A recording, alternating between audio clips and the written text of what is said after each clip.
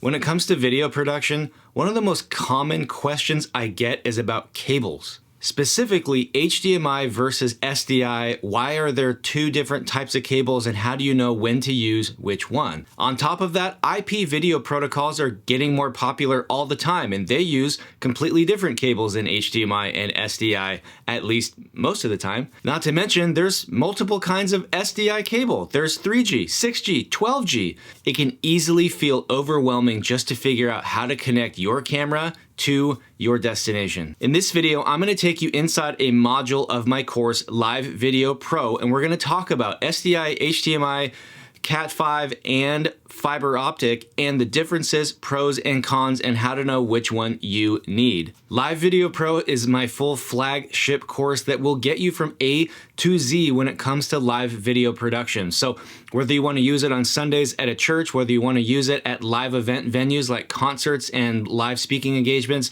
or whether it's in a production facility and you're running all your signal out of cameras into a studio environment, you will know everything you need to know to thrive in that environment and get paid to work in that kind of environment. Check out the link in the description below if you're interested in more, but I hope this video helps you clear up some confusion about HDMI, SDI, and all sorts of other cable questions.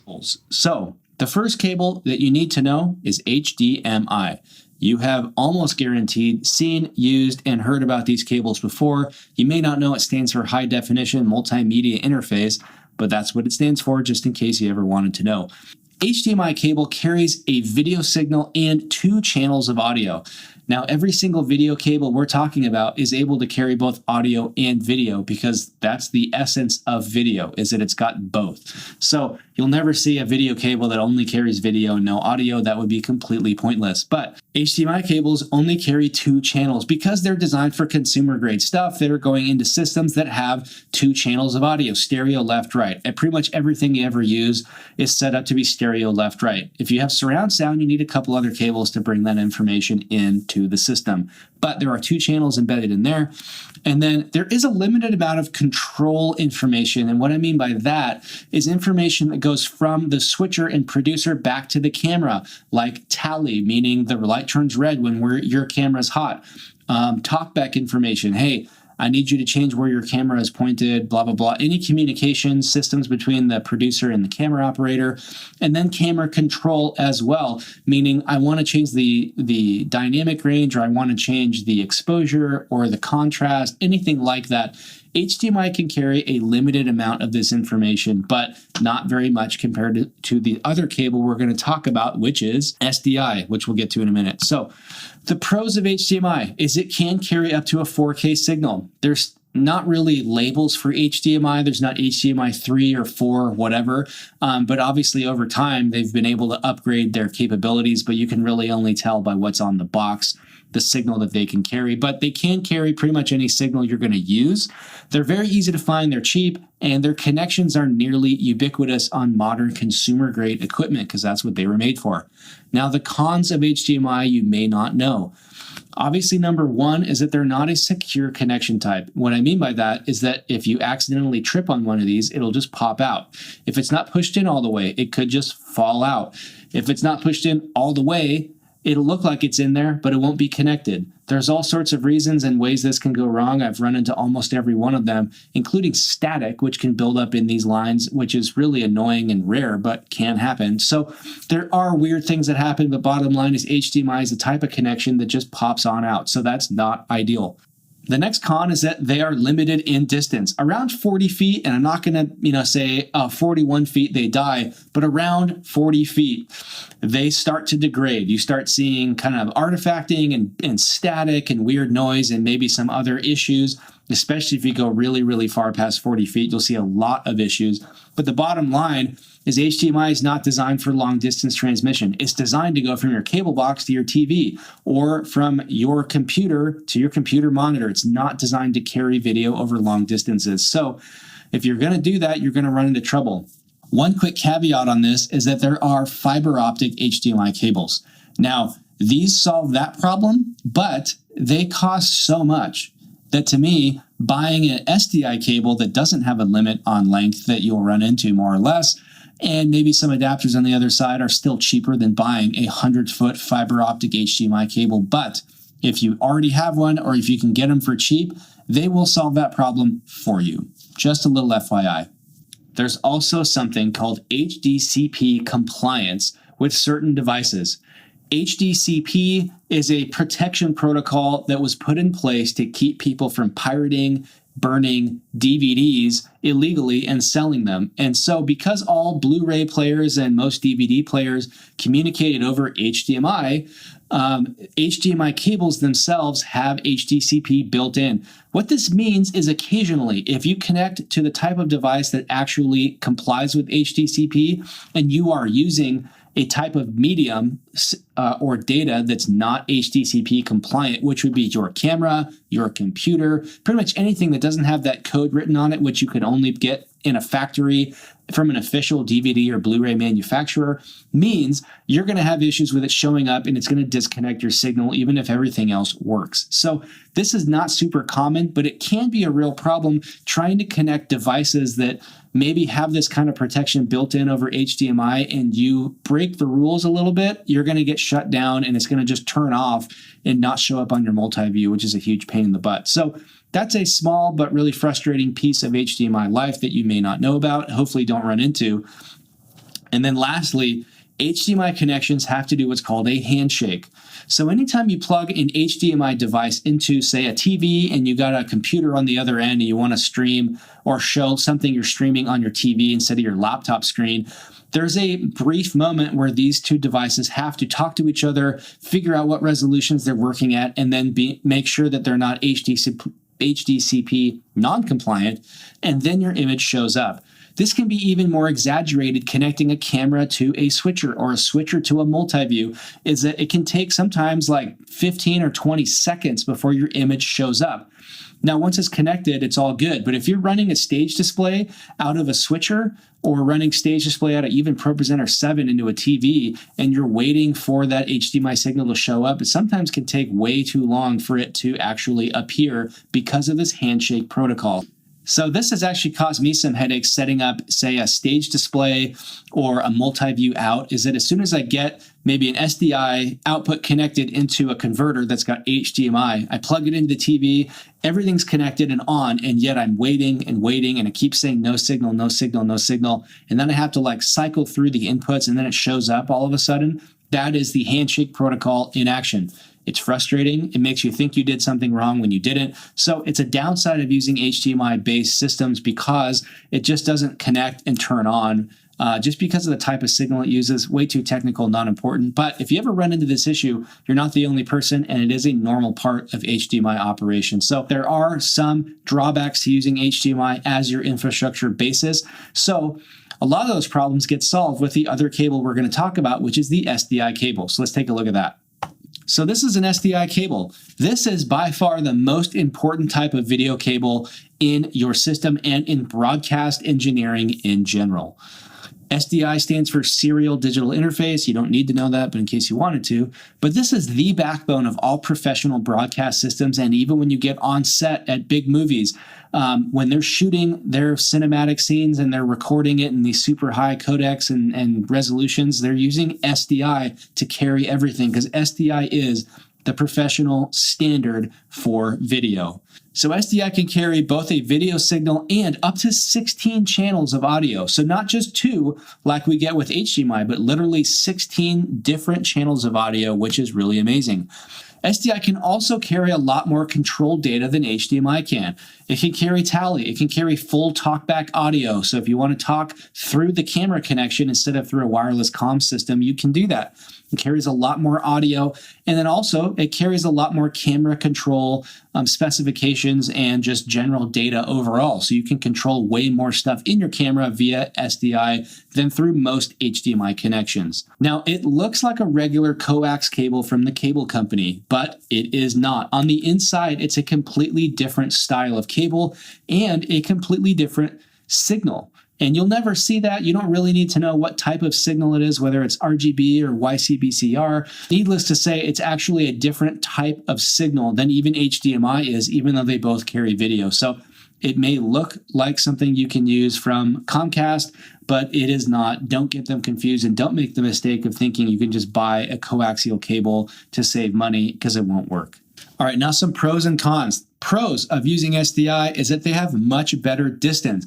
They work basically up to a football field in length without needing to be boosted. So unless you have a huge campus and you're carrying things really, really far, you're going to be able to use one cable to get it as far as you really could ever want or need to go. It can carry up to a 4K signal, which is great. It carries more information and more audio channels than HDMI. And if you're using any other audio, like you're doing multi-campus streaming and you want to send control information, or even your Ableton tracks and MIDI cues from one site to another, which yes, you can do that. Or if you're translating and you have multiple channels of audio, SDI is the only way to get that done. It also has a locking connection. This type of cable is called a BNC cable. It's a barrel type connector, as you can see here, and it does lock. You push it on there and you twist it and it literally locks in place. So if you tug on it on accident, it won't just pop right off, which can happen, especially on your cameras. And so cameras with SDI connections are a real treat because you almost never have an accidental unplug. Now, there are some cons with SDI, so let's take a look at that. It's not compatible with consumer-grade electronics, meaning you've probably never seen or bought a camera for less than a few grand that didn't have an SDI connection on it. And if you did, you bought it for a broadcast studio-specific purpose, which there aren't very many options for that. So it's definitely not something you see. It's not something you'll ever find on a TV or ever find on a cable box or on a router. It's just for the broadcast world. So consumer grade stuff tends to not be compatible. And then not all cables are the same. There is a rating system that we'll talk about where not all SDI cables can carry the same amount and resolution of video, which can be a real problem. If you don't get the right type of cable, or if you're mixing and matching cables from older and newer systems, you may have some issues with compatibility. The last piece is that they are slightly more expensive than HDMI cables, but I didn't put that on here because it's really a still very small amount of money. And if you're building a system for $10,000, 10 extra bucks on a cable really shouldn't make you upset. So we're not going to talk about that. But let's talk about the G rating system for SDI cables. As they developed over the years, they've had to be increased in their capacity because as our cameras and infrastructure have grown from 540i to 720i to 1080i to 1080p, now 4K, these cables have had to carry more and more information over time. So they started standardizing what they can carry so that everyone can quickly know if this is a good cable or a bad cable for my system. Now, 3G is the lowest rated cable you should be able to buy today and should be using in your system. It's also probably the only type of cable you really need in your system unless you're doing a high-end 4K infrastructure. So 3G cables can carry a 1080p signal at 60 frames per second. So if you're using anything at that resolution and standard or below, you are good to go. If you want to shoot 4K and transmit everything 4K, but not at 60 frames per second as a baseline standard, you can use a 6G cable. Now remember, if we think about the math here, 1080p and 4K are 4 times different in resolution. But if we think about bandwidth and amount of data being transmitted, you have to also think about frame rate, not just pixels. So if you change your frame rate, you're sending more data per second if you have 60 frames per second than if you just have 30. Remember, each frame is a picture. So if you double the amount of pictures per second, you're doubling the amount of data per second. So because of that, going from a 1080p 60 frames per second 3G standard and quadrupling your resolution but cutting your frame rates in half, you go times 4 divided by 2 is 2. So you still have just double the data in a 4K 30 standard system that you did in a 1080 60 standard system, which is why you only have to go from 3 to 6G when you're going from 1080p 60 to 4K 30. If that makes sense. So the G rating system, there is some math with the Gs, because if we look at the next one, it's 12G. So 12G is 4K 60 frames per second, which is 4 times the amount of data of 1080p 60. Because if you keep the frame rates the same and you quadruple the pixel value, you've quadrupled your data. So hopefully that makes a little bit of sense. If you're using a 12G infrastructure, you're really future-proofing yourself, because the chances of you needing to use that anytime soon, because again, you can't stream 4K video yet, and I don't think you need to be using 60 frames per second as a baseline unless you're a TV station or you're doing live sports. That's my opinion. You really don't need to invest in 12G converters or cables, but if you want to, feel free. You're going to pay a lot more for them, but they definitely won't wear out anytime soon. All right, now let's jump to a new type of cable that has been around for a while, but is now more commercially available and is being used in video. This is fiber optic cable. Now, this is the highest possible speed you can get for data and for video. This is what your ISP like CenturyLink or Comcast uses if they offer gig speed service in your neighborhood, and I am blessed enough to have that at my house. It's carried over a fiber optic cable as opposed to a coaxial cable, which is made out of copper. So it carries way more data and it can go way farther. You can send a 4K 60p or aka 12G signal over a kilometer with this type of cable. And if you drop down to 1080p 30, I think you can send it like 15 or 20 kilometers before you run out of data and need to boost it. So that is insane, literally way more than you'll ever possibly need. And so it's a great solution if you're using it on a campus-wide video system, such as other buildings that you want to have a live stream going to, but don't want to actually stream it. You just want it to be a hardline video to increase the quality. Then you're going to want to use fiber optic. Now, fiber optic does require decoding. There is no such thing as a camera that outputs over fiber optic, nor are there switchers that accept fiber optic, but there are decoders and encoders that can turn a video signal into a fiber optic signal and vice versa. So that's kind of the way you're going to go. Again, it's really, really good for infrastructure and for campus-wide solutions, but it's not very good if you're talking about computers and cameras talking to each other yet. I think this is 10 years from now, probably the standard we'll be using instead of SDI, but as of today, that just doesn't really exist on the market. It's not really worth buying it now because you're going to end up buying different stuff later anyways. So don't waste your money. This is very useful for that scenario, and that's about it. But I want you to know about it. And then lastly, you've all seen these Cat5e, Cat6 cables. Some people just call them category cables, which I like. They're also called Ethernet cables, whatever you want to call them. You've seen these. These are data cables. They carry data and they can carry video and audio. Case in point is right now, you're probably streaming this video, and that's probably getting to you over an Ethernet cable at some point in the signal chain. So obviously they can carry that kind of information. And what's cool is newer cameras, especially ones designed for live streaming, actually can carry everything, including power, over this one cable. This is called PoE, Power over Ethernet.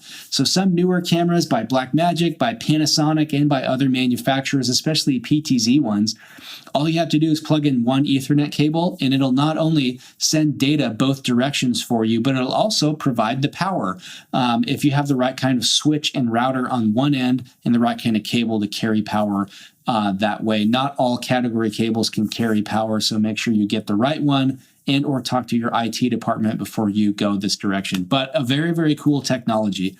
Again, just like fiber optic, it has to be decoded into SDI or HDMI in almost every system today. This is what NDI is about. The NDI protocol basically says, let's just keep everything in data the entire time. We're not going to decode and recode from video to video. We're just going to say everything is data. Again, like I said earlier, the downside of this is that you are stuck with one or two manufacturers that support this.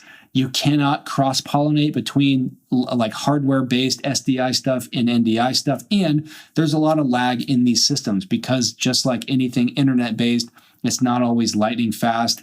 Software takes a second or two. You have a little bit more lag switching between camera 1 to camera 2. And I just don't like that. And I don't like that there's not enough options on the market for you to feel like you're getting the best option. So we're going to stay away from these solutions. But as of today, you know, again, future-proofing, sure, you can think about it. And there may be better options in 5 years. But for now, I don't think it's the best way to go. But it is important to understand where they fit in your system, which is probably just going to be your encoding and streaming streaming section, which we'll talk about in a later video. All right, so in summary, the most important cables to know are going to be HDMI and SDI.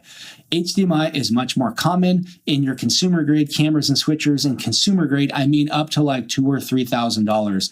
Once you go above that, you're talking about cinema or broadcast grade, and they almost all have an SDI connection on them.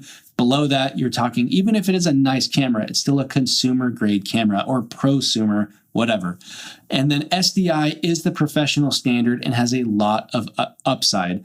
When you're using SDI, remember, you need to use the right G-rated cables for your system. 3G is almost guaranteed going to be the right for you, but if you decide to go 4K everywhere, you might want to do a 6G system, and this really matters for your converters. So make sure you have a master plan in mind before you buy that stuff. Now, again, for other options for streaming or sending video over longer distances to solve problems like I want a video venue, I want an overflow room, I want to stream outside but not use the internet in between, right? Just send a hard connection so there's no latency.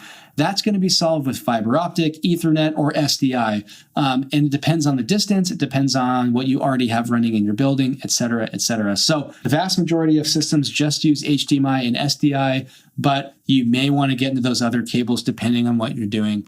All right, guys, thanks for watching this video today. I hope this helped you clarify some questions you had about HDMI, SDI, fiber optic, Ethernet, and more. If you're interested in Live Video Pro, I've got links in the description below, both churchvideoschool.com to help churches and their volunteers learn what they need to know. And then I've also got a new site called Profit and Pixels to help you if you've got a camera and you've got ambition, learn how to make money on the side or full-time using your camera. If this video was helpful for you, make sure you like and subscribe so other people can find it. Thank you for watching, and I'll see you next time.